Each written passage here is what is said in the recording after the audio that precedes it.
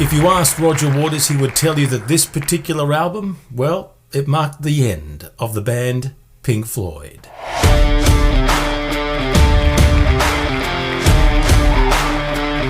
Incredibly contemporary. Sounds just as good now as what it did back then.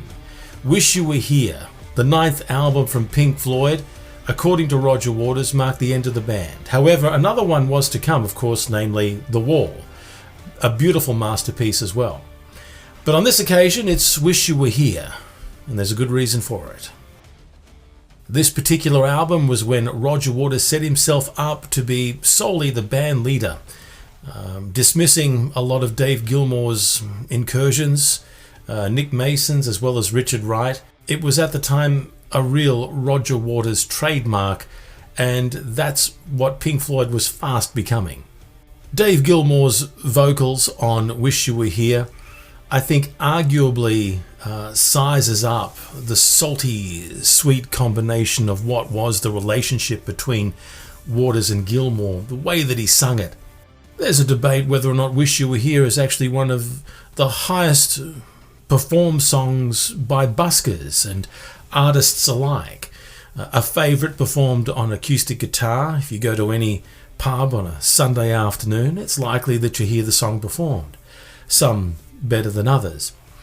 How could a slow song such as Wish You Were Here, how could a contemporary ballad, if you like, become such a pillar of the face of rock and roll?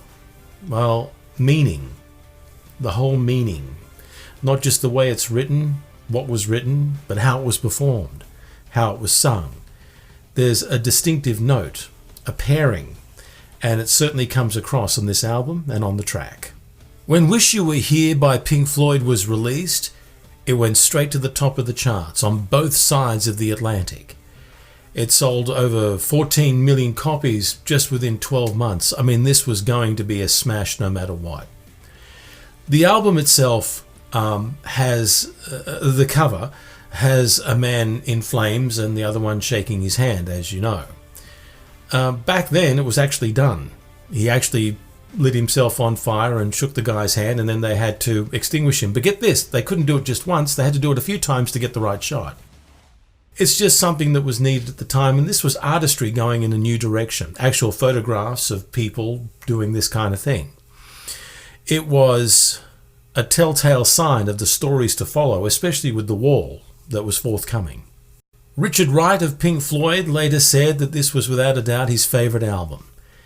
Actually, it's a lot of people's favourite album for many reasons. The songs on it are immeasurable, just beautiful tracks, back to back.